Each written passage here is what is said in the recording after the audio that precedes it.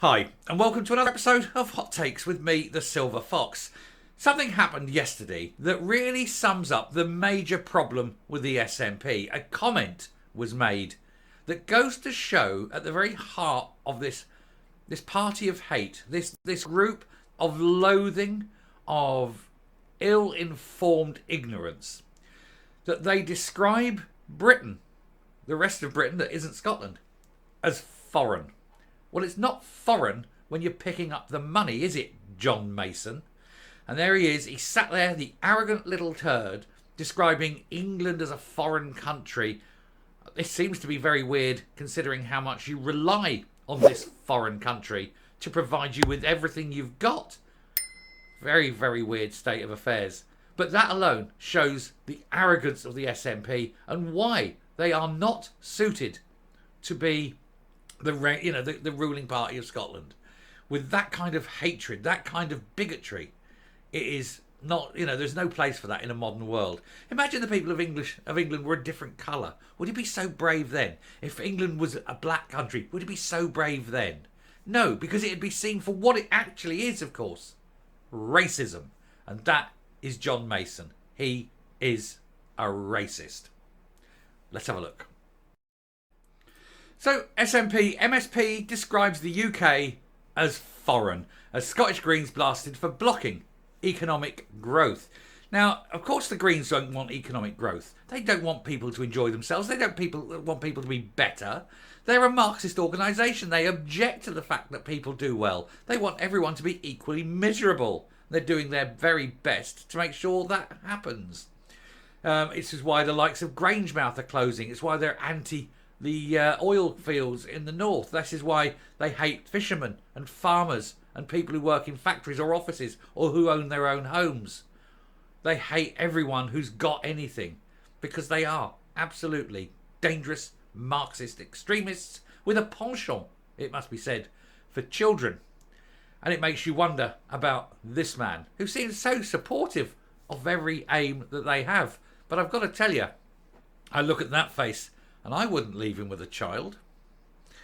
The debate at the Scottish Parliament on green energy led to stark criticism of the Scottish Government for failing to take advantage of Scotland's renewables capabilities, which led Alex Salmond once to claim it could become the Saudi Arabia of wind. Well, it's certainly become very Saudi, as in there's a certain group seem to be making a big impression on the country.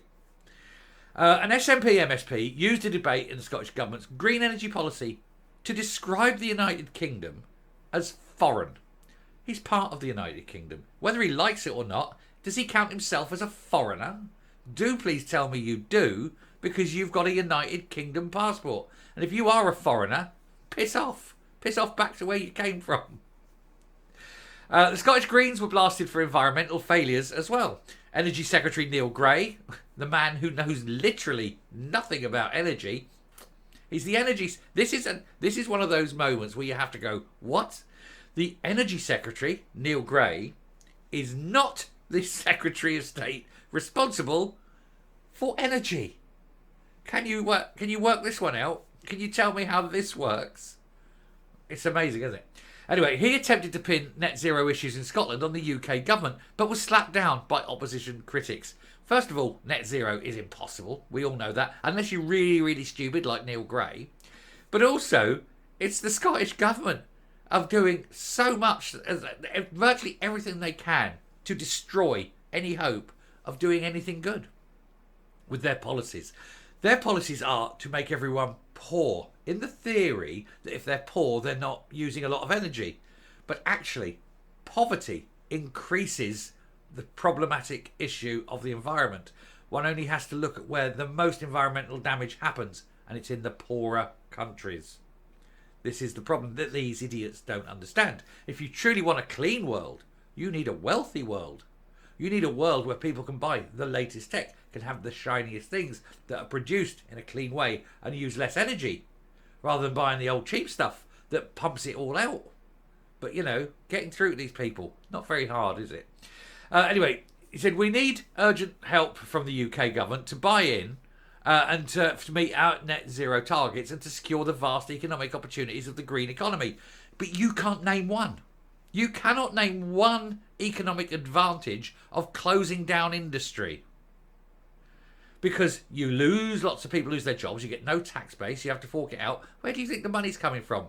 Selling rainbow farts isn't going to happen. There's no such thing as a green economy. Until you understand that, you can't progress in cleaning up your act. You have to admit net zero is a myth. You have to admit there is no green economy. All you can do is use the economy you have to improve. Sure, there may be a technological breakthrough down the line, but how do you pay for all the motioning towards that? You need today's industry, you absolute morons.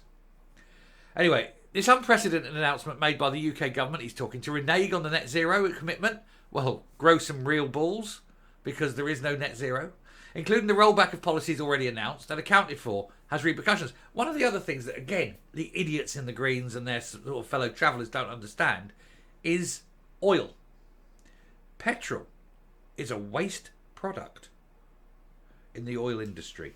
They actually had to go and invent the petrol engine because they were left with all this petrol after they'd taken all the useful stuff out of oil. And there was just all this petrol left and they didn't know what to do with it. Here's the thing. You're still going to need all the oil. You're still going to need all this oil for all the stuff that you need oil for that isn't petrol. And the one thing that no one has ever described or worked out and said, what are we going to do with the petrol? If every car in the world is electric and you're not burning petrol, what are you going to do with the petrol? It's still going to be produced through the fractional distillation, and you can't store it. That's incredibly dangerous. And you can't let it evaporate into the atmosphere. That's actually worse for the atmosphere than burning it. So what are you going to do with the petrol? If only there was something you could do with petrol that could be useful, that could provide, I don't know, energy or something. These people are so dumb, aren't they? They are so dumb. Ask a Green, what are you going to do with the petrol? And they haven't got a clue. Anyway, getting back into this, he said, he goes, I'll give you some more examples, he said, in due course, and he goes off and he talks about selling off seabeds and the big wind farms out there. And it wasn't the UK government. He's moaning that, oh, we've sold off the seabeds. It was the SNP that sold off the seabeds. He's trying to claim it was the UK government. They gave us permission. It's their fault. They may have given you the permission, but it was you who did it. And that means that all these big bird choppers out there in the North Sea or whatever, North Atlantic, they are doing all that. They're producing all this electricity, but it's not for the benefit of Scotland. No, it's the benefit of private companies abroad. Electricity de France, EDF, they're making a fortune out of this. They're all making a fortune. The one people not making a fortune, the Scottish people. Someone working this out yet? Someone getting this?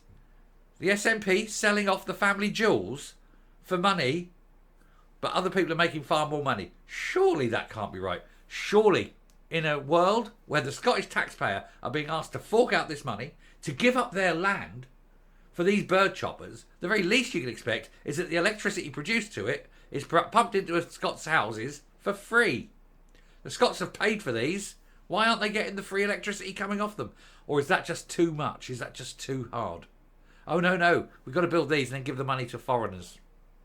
Well done, you keep voting for these people. Find the SNP, find an SNP supporter and tell him what he's doing. Anyway, Scottish Tory net zero spokesman Douglas London said, economic growth is the key to ensuring the health and well-being of the people of Scotland. Economic growth. Of course it is. We have to move forward to build an economy to encourage entrepreneurship, to drive industry and deliver growth. And one of those entrepreneurs may one day be the one that discovers how to do something more efficiently, cheaper, less environmentally damaging. And you don't get that in a poverty-ridden sector, poverty-ridden country, which is what the Greens and the SNP are trying to do. But for them to describe, the UK as foreign investment in Scotland. Mason, you really are an absolute tit. Do you remember the film Hannibal? And you had Mason in the bed there, Mason Verger, and he'd peeled his own face off and he was lying in the bed. Gary Oldman played him. There you go. That's for Mason Verger, isn't it? Somebody married that, I believe. You wonder, don't you? What a face. Face like a well-scalped arse. But like I say, I wouldn't leave him alone in a room with a child. Anyway, I'm coming up. And so there's the problem. They're anti-growth, they're anti-investment, they're anti-entrepreneurs. They don't know what they're doing with energy. They claim they do, but they haven't got a clue. And on top of that, they see the rest of the United Kingdom as foreign. Happy to take the money though, aren't they?